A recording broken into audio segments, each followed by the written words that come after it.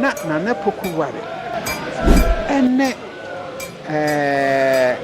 na kakari na yentemu ye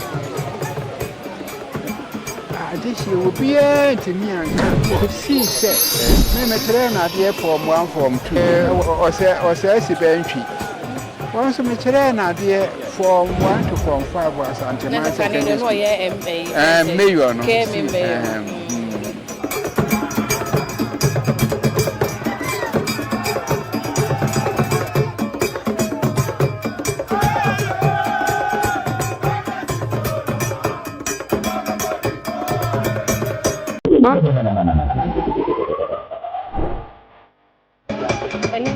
say you can unless you can Meseum museum once a month. Not a come here and say you can hear time and you dear. Now see a young penny for Sibius and Sibi young. A year museum number C. At a pin baby a museum you do, and they say home to mamma. And as you renovate a year say piano for me. They say a name opinion or say could do. What should book a book to Eddie Man Asantihene. And I need it a year Manhyia Palace Museum on the so. Who money books are put a dozen car. And it's any Bible museum in Hong Kong. Maybe it's a fun a year Manhyia Palace Museum home.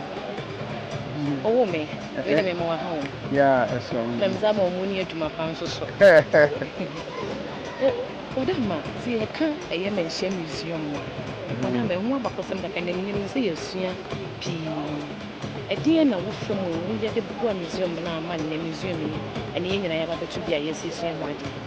yo dear yana say we met say yes ye pe nipa bia mo ahwe museum so me anam nim say museum de memene da ye be kwadwuma kwasi da bia ye be kwadwuma enti ma mfuma gene amma so enti me wo ha na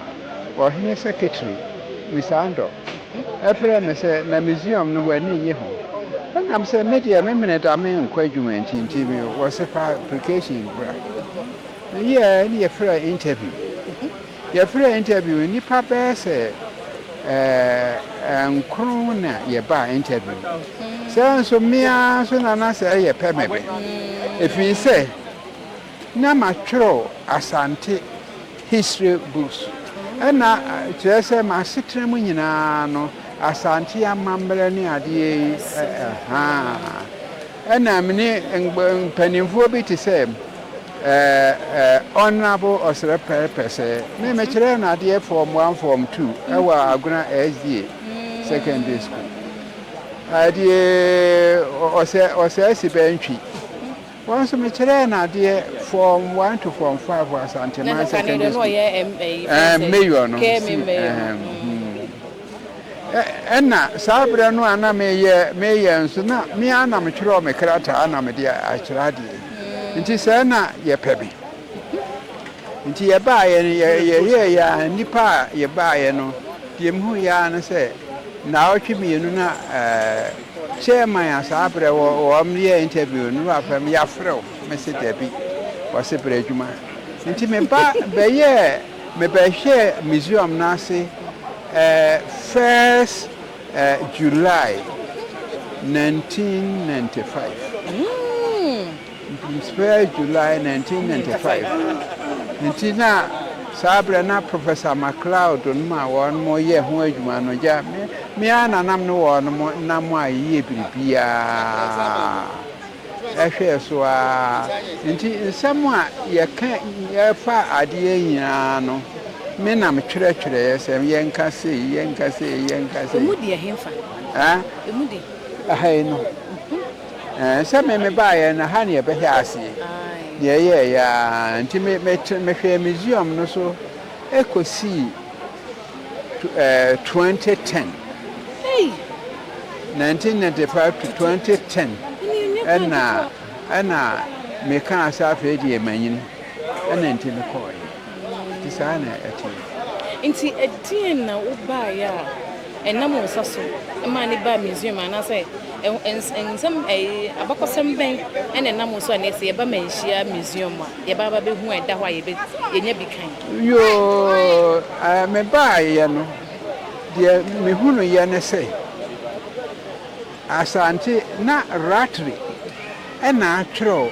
Asante Amanhyene no ho asem na Amanhyene enson ena atro ho asem na kire se ade nti mebra menhunu saa no na poku aka kire am sa Amanhyene ni ya bakosem enti me ko Amanhyene bia ho nti enson no me sa atroe enam sa ekọ miamia ekoye nti hu se Asante history metro Asante history part 1 eno die na me ma ha sei na enum ye kan se ye JSS no na me hu se wonu muntimi kan history books ano odene enam tire enam di copy bere na poku ware eno so Amanhyene kura ye di me history ena ntimi ye nti ma tro Asante history part 1 any Asante man nyina ba bi efiri ba and mature part 2 volume 1 and so Amanhyene will be a bakosem or Manhyene be a baby a free ba Asante ase and mature part 2 volume 2 and so kosin koransa num nyina ma twere and am sa twere Asante culture enti abrofo de mature nkrata no enan na twi so mature enum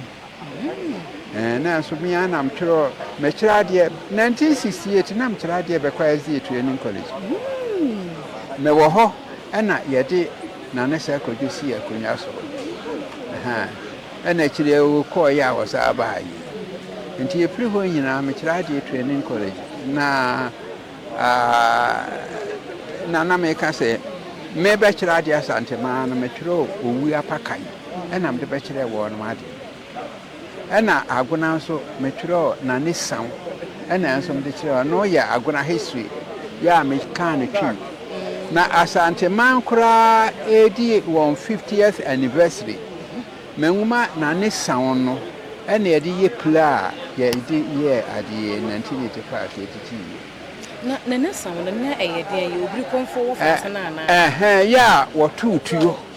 ya ama obiri konfo antimi amfa ewuwa drama ena wono so wo bo ni dua se wama wonam etuo so kro no won so nam etuo so na ebeti no enti wono so obi tutuo ne bombofo atutuo ena won so wode ne dom ekogura bonko buom wu amoase nti ye adi abakosem o man mu na me twere ye ede be kire adi okay na e ka Asante history no so a wo twere ye no ayi dukan e ba so betimi de afọ kakra de bi Asante firi ba ya ma Asante be duru ye anza na ya ba fia ba betena se ne yesua ne ye me sha se kire se ye se nkrofo kan se ye firi fam anya no kore ye nso ye nyame abode nti ye firi Mesopotamia ena ye ba ya bedu ahai nti history part 1 no ma kire ye ba ye be miamia ye fa ye na a kire ye betna ade esrim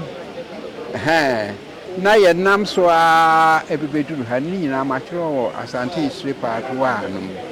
ena wo hini bia watena golden stool so enso so na henie sa wo ka Asante dia